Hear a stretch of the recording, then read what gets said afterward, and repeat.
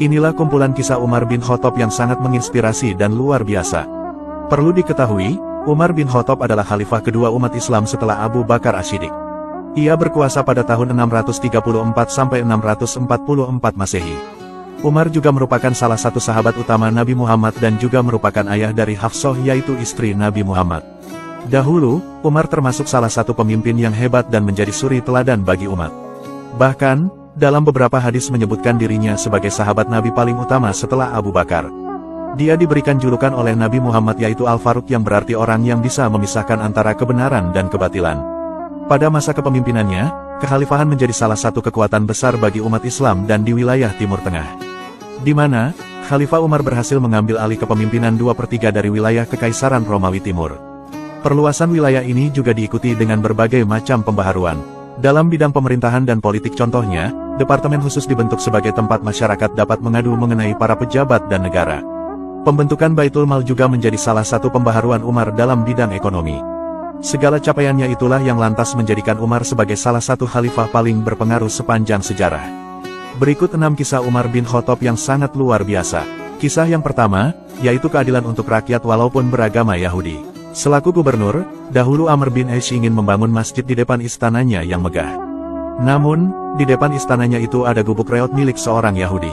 Ia merasa tidak nyaman dengan adanya gubuk Yahudi tersebut di atas tanah itu. Oleh karenanya, Amr bin Aish lantas meminta si Yahudi tua untuk menjual gubuknya itu.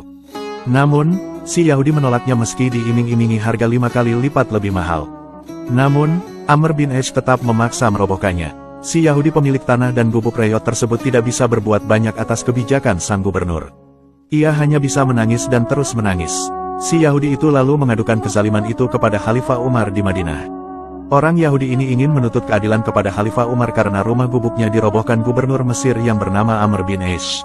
Setibanya di Madinah, ia kaget bukan kepalang karena sang khalifah tidak punya istana sebagaimana gubernur Mesir yang punya istana sangat mewah. Ia lalu menceritakan kesewenang-wenangan gubernur Mesir kepada dirinya. Khalifah Umar pun terkejut mendengar kezaliman itu. Beliau kemudian memberikan sebuah tulang unta yang terdapat goresan huruf alif. Khalifah Umar memerintahkan si Yahudi untuk memberikan tulang itu kepada gubernur Mesir. Namun anehnya, begitu sang gubernur menerima tulang itu, mendadak tubuhnya menjadi menggigil dan wajahnya pucat ketakutan. Sang gubernur pun lalu memerintahkan kepada bawahannya untuk membongkar masjid yang baru rampung dibangun itu, dan supaya gubuk lelaki Yahudi tersebut dibangun kembali serta diserahkan kembali kepadanya. Mengetahui hal itu, si Yahudi pun semakin heran dan bertanya-tanya. Sang gubernur lalu menjelaskan, bahwa tulang itu adalah peringatan keras dari Khalifah Umar untuknya. Sang khalifah seakan berkata, bahwa seberapa tinggi pangkat dan kekuasaan seseorang, suatu saat pasti akan jadi tulang yang busuk. Huruf alif pada tulang berarti hendaklah bertindak adil ke bawah. Namun bila tidak, sang khalifah akan memenggal lehernya. Setelah mendengar penuturan dari sang gubernur, si Yahudi tersebut tertunduk dan begitu terharu. Ia sangat kagum atas sikap khalifah yang tegas dan adil, serta sikap gubernur yang sangat patuh dan taat kepada atasannya. Akhirnya, si Yahudi itu menyatakan memeluk Islam, lalu ia menyerahkan tanah dan gubuknya tersebut sebagai tanah wakaf. Adapun kisah yang kedua, yaitu memaafkan karena dia adalah orang saleh. Pada suatu masa Umar bin Khattab menulis surat untuk Fairuz Adelami. Telah sampai laporan kepadaku bahwa kamu terlalu disibukkan oleh kehidupanmu yang menyenangkan.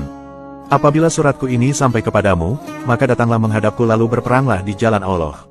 Usai menerima surat tersebut, Fairuz datang dan mohon izin untuk menemui Khalifah Umar. Ketika Umar mengizinkannya untuk masuk, tiba-tiba seorang pemuda Quraisy datang dan mendesaknya di pintu masuk. Karena diperlakukan demikian, Fairuz tidak terima begitu saja, ia melayangkan tinjunya ke hidung pemuda Quraisy tersebut. Tentu saja, wajah pemuda tersebut berdarah dan hal itu terlihat oleh Umar usai berhadapan dengannya.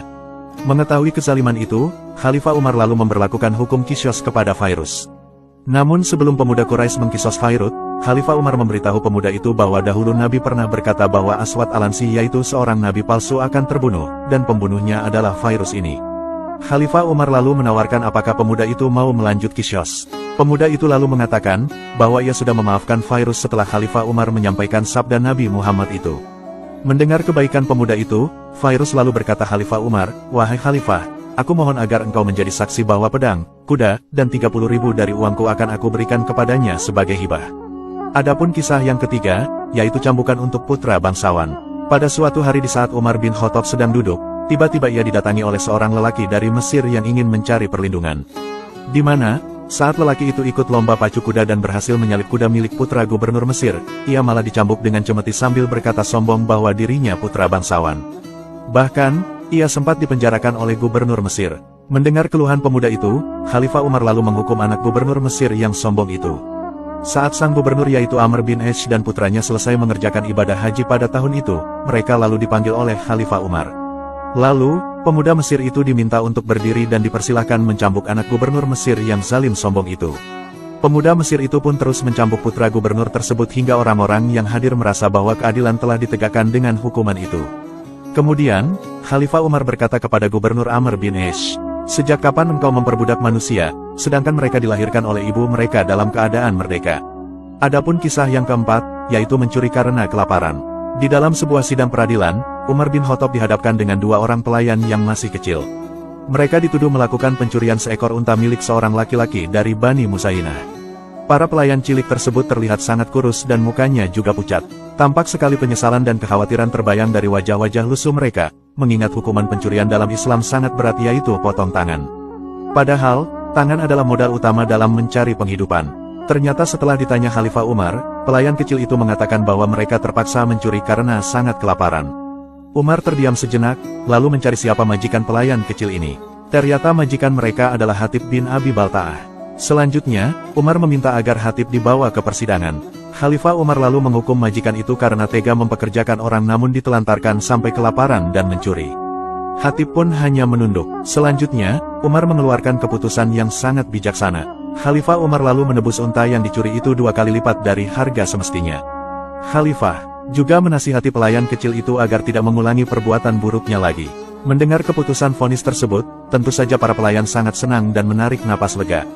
Mereka menganggap bahwa keputusan Khalifah Umar seperti itu sangat bijaksana bagi mereka. Adapun kisah yang kelima, yaitu hak anak atas orang tua. Dahulu ada seorang laki-laki datang menghadap Khalifah Umar untuk mengadukan perihal anaknya yang telah berbuat durhaka terhadapnya.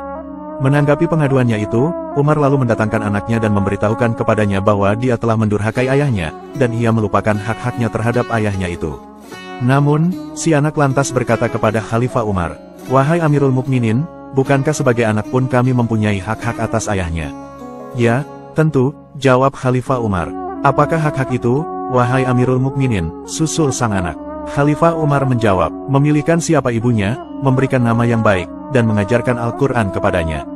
Sang anak pun tersenyum lalu berkata, "Wahai Amirul Mukminin, sesungguhnya ayahku belum memenuhi satu pun di antara semua hak itu. Ibuku adalah seorang bangsa Ethiopia beragama Majusi. Mereka menamai aku dengan nama jual yang berarti kumbang kelapa, dan ayahku belum pernah mengajarkan satu huruf pun dari Al-Quran." Mendengar curhatan anak itu, Khalifah Umar lantas menoleh kepada lelaki tua itu seraya berkata, "Engkau telah datang kepadaku mengadukan perihal kedurhakaan anakmu. Padahal, engkau telah mendurhakainya terlebih dahulu sebelum dia mendurhakaimu. Engkau pun tidak pernah berbuat baik kepadanya sebelum dia berbuat buruk kepadamu. Adapun kisah yang keenam, yaitu tutupi aibnya dan nikahkan dia."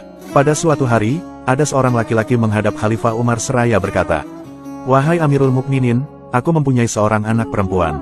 Pada masa jahiliyah, ketika ia masih kecil, aku pernah menguburnya hidup-hidup. Namun sebelum ia mati, aku mengeluarkannya kembali dari dalam tanah. Setelah Islam datang, saya memeluk Islam, begitu pula dengannya. Lantas, anakku itu melakukan suatu dosa yang hukumannya adalah had. Karena merasa malu, ia mengambil sebilah pisau dan berusaha untuk bunuh diri. Beruntungnya, kami sempat menyelamatkannya walaupun ada bagian lehernya yang terluka. Kemudian kami mengobatinya hingga ia sembuh. Sekarang, dia dilamar oleh seorang laki-laki. Wahai Amirul Mukminin, apakah aku perlu memberitahukan peristiwa-peristiwa pada masa lalunya kepada lelaki yang melamarnya tersebut?" Khalifah Umar menjawab, "Apakah engkau berniat hendak membeberkan hal yang telah ditutupi oleh Allah?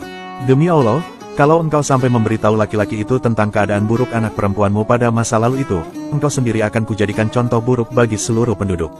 Nikahkanlah dia sebagai perempuan muslim yang suci." Subhanallah, semoga kita semua bisa meniru akhlak dan kepemimpinan Khalifah Umar bin Khattab ini, amin.